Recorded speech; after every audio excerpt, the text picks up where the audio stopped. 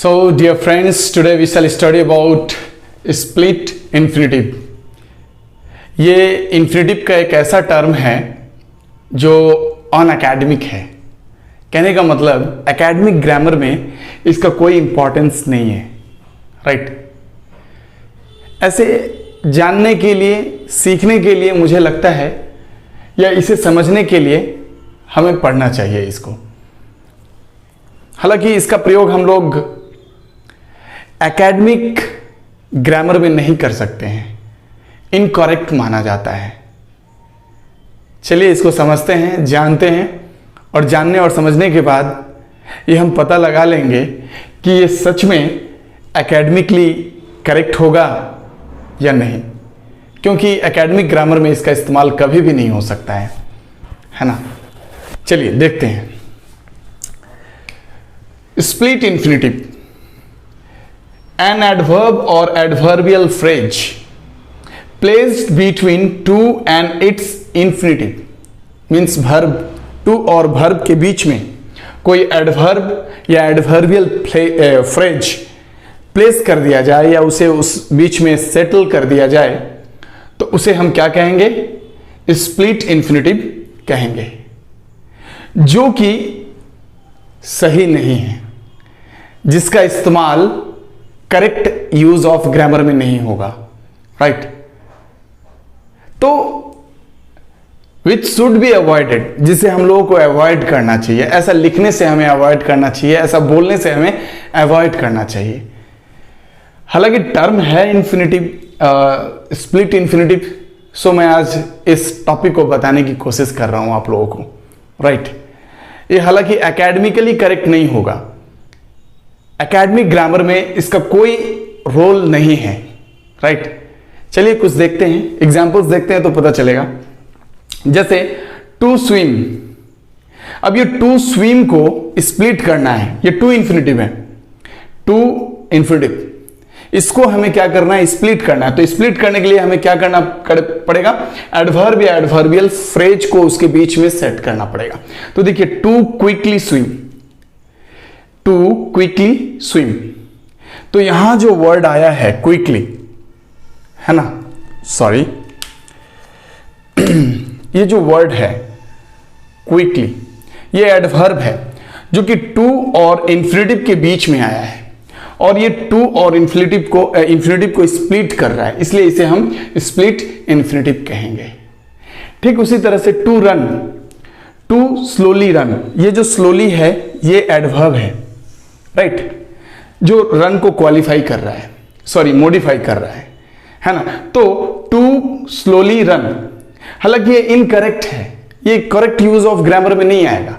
Correct use of grammar में आएगा to swim, to run, to quickly swim, to slowly run, ये नहीं आएगा। बट अगर स्प्लिट करना है तो ये आ सकता है, ऐसे स्प्लिट किया जा सकता है। टू जंप, तो इसको लिख सकते हैं टू ब्रेवली जंप, ये आप देख सकते हैं ब्रेवली, है ना? सो टू जंप यहां पे इंफिनिटिव है, टू इंफिनिटिव है, इसको ब्रेवली ने क्या किया? स्प्लिट कर दिया। एडवर्ब बीच में आकर के इसको स्प्लिट कर दे रहा है, इसलिए हम इसे स्प्लिट इंफिनिटिव कहेंगे। आगे बढ़ते हैं।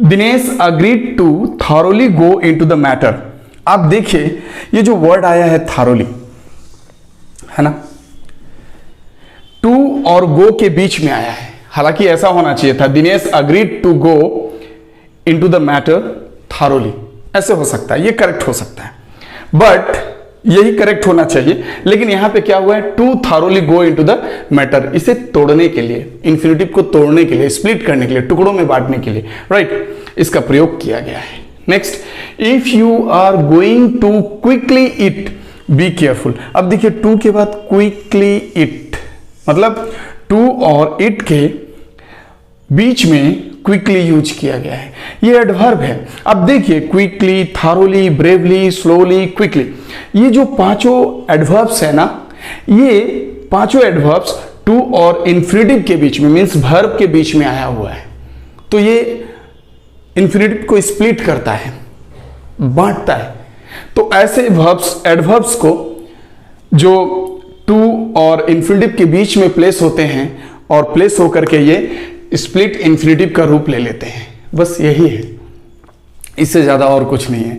हालांकि इसका यूज एकेडमिक ग्रामर में नहीं होता है, मीन्स एकेडमिक ग्रामर जो हम पढ़ते हैं स्कूलों में, जो पढ़ाई होती है, उसमें इसको करेक्ट यूज नहीं माना गया है। बोलचाल की भाषा में बोल सकते हैं, राइट, क्योंकि बोलचाल में no importance of grammar in spoken no importance of grammar, ऐसा है रियल में देखा जाए तो। हर वक्त हम ग्रामर को फॉलो नहीं कर सकते हैं, अच्छे मीनिंग्स को या फ्लुएंसी लाने के लिए ग्रामर फॉलो नहीं किया जा सकता है। और ग्रामर फॉलो करेंगे तो बहुत हेजिटेशन होगी, कहने का मतलब क्या बोलते हैं उसको, फ्लुएंसी में कमी आ जाती है, बहुत सोच सोच के बोलना पड़ेगा, ग्रामेटिकली करेक्ट बोलना पड़ेगा, है ना। हालांकि हम लोग ग्रामेटिकली स्ट्रांग हैं और ग्रामेटिकली करेक्ट इंग्लिश ही बोलते हैं, बट ज़्यादातर ऐसे स्टेटमेंट्स हम लोग बोलते हैं जिसमें अशुद्धियाँ होती हैं। तो इस तरह की जो वर्ड्स हम अगर बोलेंगे या स्प्लिट इन्फिनेटिव का यूज करेंगे तो वो स्प्लिट इन्फिनेटिव ये एकेडमिकली करेक्ट नहीं होगा, एकेडमिक ग्रामर के अनुसार करेक्ट नहीं होगा। सो डियर फ्रेंड्स, मुझे ऐसा लगता है कि आप लोग इसे समझ गए होंगे, नहीं समझे होंगे रिपीट करके देखते रहिएगा, समझ में आ जाएगा। और हाँ, इसके बाद हम लोग एक नए टर्म के साथ फिर आने वाले हैं, वो टर्म एडवर्ब्स हैं। तब तक के लिए अभ्यास करते रहिए, प्रयास करते रहिए, लर्निंग करते रहिए। Bye bye, thank you.